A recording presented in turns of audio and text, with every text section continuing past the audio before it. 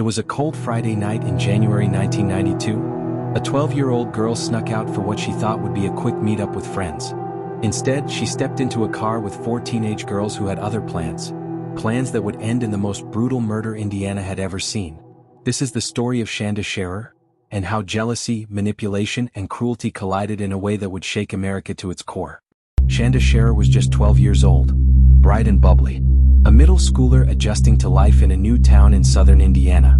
She loved basketball, reading, and writing notes like most kids her age. But she'd recently caught the attention of 15-year-old Amanda Heavrin, which made her the enemy of Amanda's ex-girlfriend, Melinda Loveless.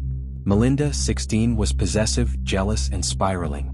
On Friday, January 10, 1992, Melinda and 3 other girls, Lori Tackett, Hope Rippey, and Toni Lawrence, drove to pick up Shanda under the false promise of introducing her to Amanda.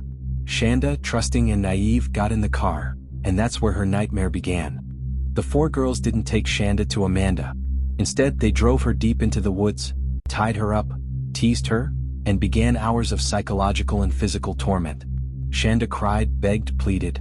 But the girls, especially Melinda and Lori, were relentless. They strangled her, stabbed her, and eventually stuffed her into the trunk of their car, still alive. As the sun began to rise over rural Indiana, they drove her to a field, poured gasoline on her, and set her on fire. She was only 12. That same morning, a local farmer found a scorched body near a remote field. Police quickly traced the crime back to the group of girls, who, astonishingly, showed little remorse. All 4 were arrested and tried as adults.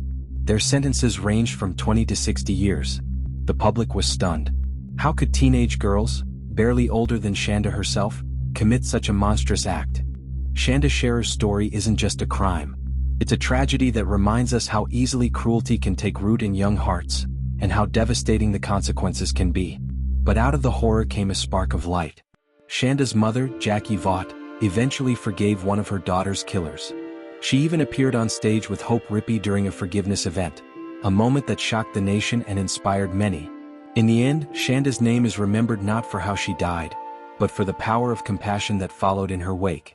If you were moved by this story, hit that like, subscribe, and tap the bell to join us every Friday for more haunting true crime cases that demand to be remembered.